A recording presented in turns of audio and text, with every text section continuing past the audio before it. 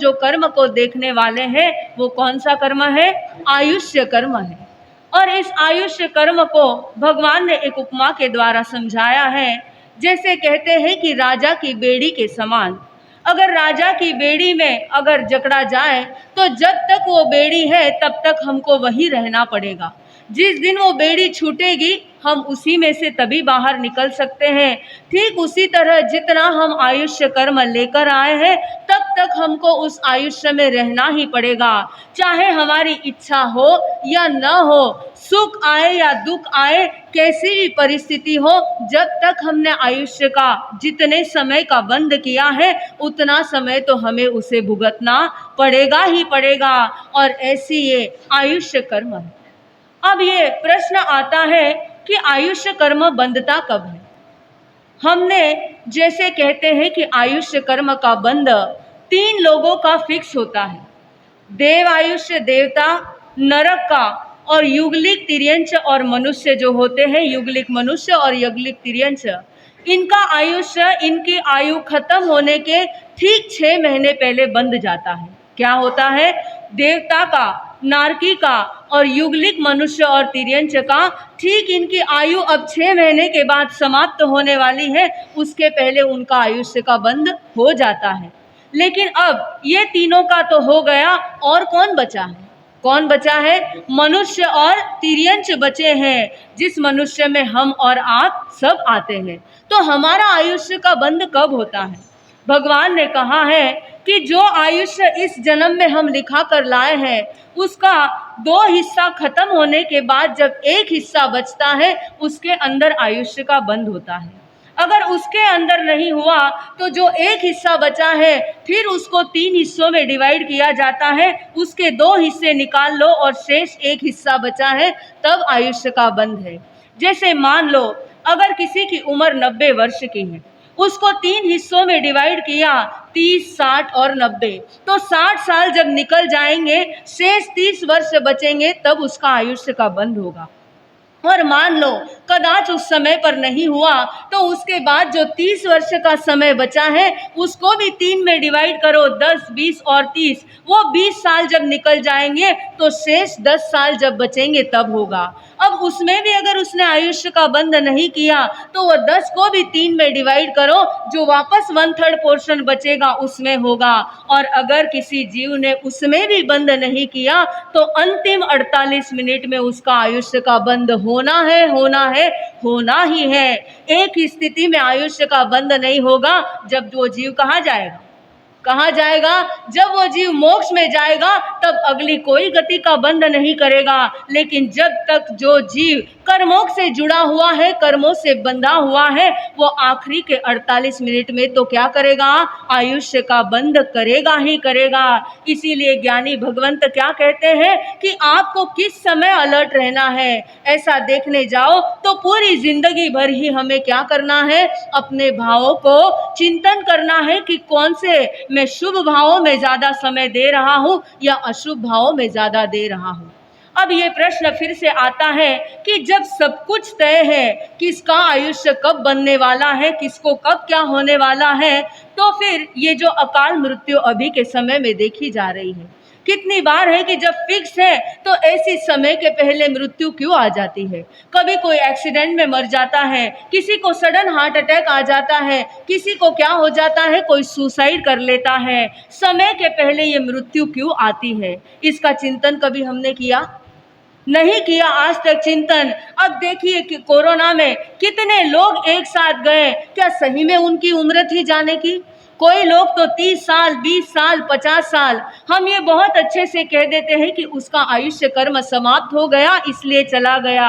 लेकिन अगर हम एक नॉर्मल इंसान की तरह देखें तो हमें क्या लगता है, अरे ये तो भर जवानी में चला गया, इसका तो परिवार अभी है और इसको तो मृत्यु ने ले लिया। लेकिन ऐसा नहीं होता है। भगवान ने इसके लिए भी 2 बातें कही है। 2 प्रकार के आयुष्य का बंध होता है, एक होता है सोपक्रम आयुष्य और एक होता है निरुपक्रम आयुष्य। सोपक्रम आयुष्य मतलब ब्रेकेबल आयुष्य, जिसको क्या कर सकते हैं? ब्रेकेबल आयुष्य। और निरुपक्रम आयुष्य मतलब अनब्रेकेबल। अब आप कहेंगे महाराज साहब ये ब्रेकेबल और अनब्रेकेबल क्या मामला है? देखिए, ब्रेकेबल मतलब हमने 50 वर्ष की आयु का आयुष्य कर्म बंद किया है और हम 40 साल की उम्र में ही चले गए, तो इसको कौन सा आयुष्य कहा है? इसको ब्रेकेबल आयुष्य कर्म और तत्व की भाषा में शोकक्रम आयुष्य कर्म। और अनब्रेकेबल मतलब जितनी लिखा कर लाए हैं बराबर उसी समय में हमारा आयुष्य क्या होगा? पूर्ण होगा। और ये जो अनब्रेकेबल आयुष्य है इसको कौन बांधता है? इसको तीर्थंकर, चक्रवर्ती, बलदेव, वासुदेव, जो हमारे त्रिशस्ट शला का पुरुष है, तीर्थंकर, चक्रवर्ती, बलदेव, वासुदेव, युगलिक, ये जो सारे होते हैं ये कौन सा आयुष्य कर्म बांधते हैं? अनब्रेकेबल। और शायद इसीलिए देखो भगवान महावीर के ऊपर कितने उपसर्ग आए, कितने 12.5 साल तक उपसर्ग परिसह को सहन करते गए। और कहते भी हैं कि पूरे 23 तीर्थंकर के उपसर्ग एक तरफ और अकेले भगवान महावीर के उपसर्ग एक तरफ। संगम देव ने हजारों नाना बिच्छू के रूप बनाकर, बड़े बड़े हाथियों के रूप बनाकर भगवान को फेंका, इधर से उधर डंक मारा, तो भी भगवान का आयुष्य समाप्त क्यों नहीं हुआ? क्योंकि उन्होंने कौन सा आयुष्य बांधा था? अनब्रेकेबल आयुष्य बांधा था। भगवान के कान में खीले ठोके गए, जिस शैया पालक के कान में शीशा डाला गया वो शीशा डालने से उसकी क्या हो गई? मृत्यु हो गई। और उसी जगह भगवान की कानों में खीला ठोका गया तो भगवान की मृत्यु नहीं हुई, क्योंकि भगवान ने कौन सा आयुष्य कर्म का बंध किया था?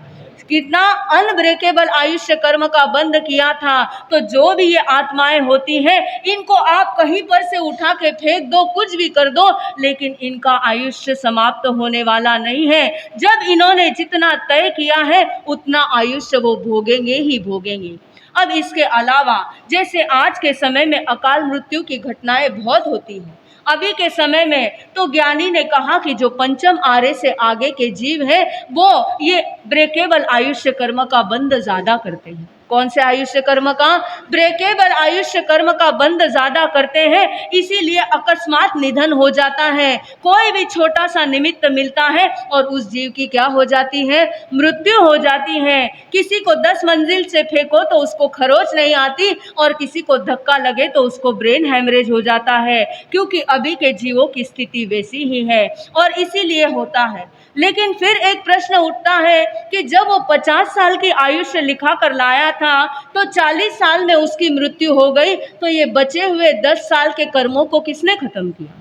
आता है या नहीं आता है कि ये जो 10 साल शेष रहे थे इसको किसने खत्म किया? तो ज्ञानी कहते हैं ये उसी ने खत्म किया। जो पुद्गलों को, जिन कर्मों को वो इस भव में लाया था उसको इसी में खत्म करता है। और इसका उदाहरण देते हुए कहते हैं कि जैसे आपने यहाँ से यहाँ तक एक रस्सी बांधी हुई है और आपने उस छोर से उसको जलाना प्रारंभ किया और वो धीरे धीरे करते करते करते करते 1 दिन, 2 दिन, 4 दिन के बाद वहां तक पहुंचकर समाप्त हो गई।